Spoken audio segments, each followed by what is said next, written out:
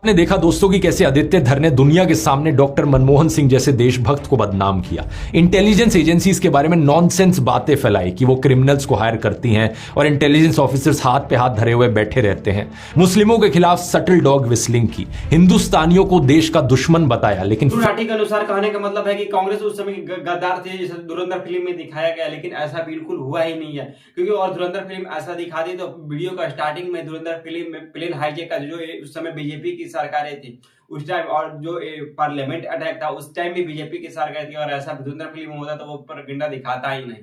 से यकीन नहीं होता अपने कानों पर। इस ऑडियो रिकॉर्डिंग में हमारे प्रधानमंत्री गोभी जी की आवाज थी और दूसरी तरफ बात कर रहे थे आईएसआई के हेड। गोभी जी कहते हैं कुछ लोग मरेंगे मरने दो, कुछ गाड़ियां जलेंगी जलने दो, लेकिन इलेक्शन से ठीक पहले अगर यह हमला होगा तो मुझे इलेक्शन में इसका बहुत बड़ा फायदा मिलेगा। आईएसआई का हेड दूसरी तरफ से जवाब देता है, ठीक है सर, 14 फरवरी डन समझे।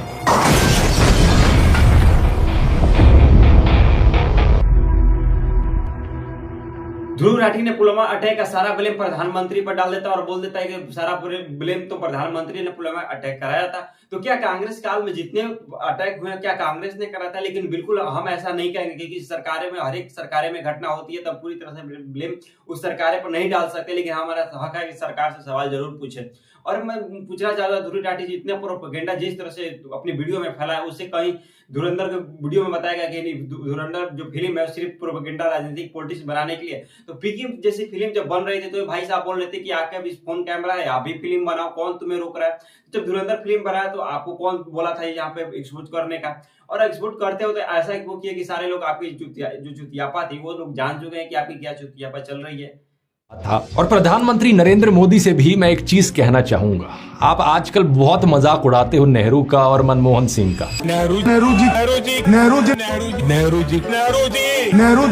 जवाहरलाल नेहरू कभी खुद के अपने भाषणों में, कभी अपने पालतू न्यूज चैनल्स के जरिए, तो कभी इन प्रोपेगेंडा फिल्मों के जरिए। लेकिन धुरंधर फिल्म को एक्सपोर्ट करने के चक्कर में अपनी बेइज्जती करवा ली। मैं इसलिए ऐसा कर रहा हूँ कि धुरंधर फिल्म को दिखाने के चक्कर में ध्रुव राठी अपनी वीडियो में ये कहते बताते हुए नजर आ रहा है कि इंटेलिजेंस ब्यूरो के पास अपनी कोई सरकार को दस्तावेज नहीं दे सकते थे, उन मीडिया रिपोर्ट में आकर दस्तावेज दे सकते थे और मतलब कि वो आईबी रिपोर्ट दे सकते थे और वो अपनी सबूत दे सकते थे। लेकिन क्या कोई भी देश, मैं पूछना चाहता हूँ कमेंट सेक्शन में जरूर बताना कि क्या कोई भी देश अपने इंटेलिजेंस ब्यूरो को या जो उनके स्पाई होते हैं वो कहाँ है, कब, कैसे, क्या, कौन सा रिपोर्ट भेजे, क्या मीडिया में आकर वो खुले बताने कहाँ तक सही माना जाता है, उन्हें सही माना जाता है? ये कमेंट सेक्शन में जरूर बताएं। और कितनी भी हुआ है ये हद बातें या आदमी कर रहा है कि मतलब कि अगर मीडिया रिपोर्ट में बता देने थे या आर्टिकल में छपवा देने थे, ये कहाँ तक सही लगता है?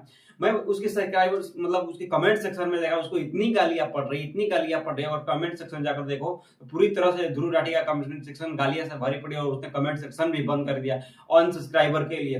तो ध्रुव राठी अपने दूसरों को बॉन्डर मचाने के खुद के बॉन्डर करवा लिए इस बेइज्जती में। उसको लगा था कि हमारी ऑडियंस हमको सपोर्ट करी, लेकिन बिल्कुल इस बार ऐसा हुआ ही नहीं। क्योंकि उसको जानते हैं कि ध्रुव राठी जब पीके मूवी की बात करना हो, चाहे पृथ्वी चौहान मूवी पर बात करना हो तो वो चुप हो जाती है, चाहे बांग्लादेश में हिंदुओं को हुए अत्याचार पर बात करना हो तो चुप हो जाती है। उनको पता है इंडियन मतलब जितने सारे ऑडियंस थे उसको सपोर्ट करते थे, लेकिन कुछ टाइम वो जैसे कर्नाटक के हेड और स्पीच है उसके कुछ बोलने का पक्ष में आया तो ध्रुव राठी चुप रहा। मतलब हेड स्पीच बिल हो, चाहे बांग्लादेश में हिंदू विरोधी नारे हो, मतलब बहुत सारे ऐसे बयानबाजी है। ध्रुव राठी कभी अपने स्टोरी या इंस्टाग्राम वीडियो बनाता ही नहीं कांग्रेस के खिलाफ हो, वो जानता है कि हमें किसके खिलाफ। यहाँ पे ध्रुव राठी अपने पूरी वीडियो में तो यहाँ तक बीजेपी दिखाया और धुरंधर फिल्म में अपने वीडियो में कहीं भी बीजेपी का सपोर्ट किया ही नहीं, और ना ही कभी उसने प्रचार किया अपने धुरंधर पूरी फिल्म में।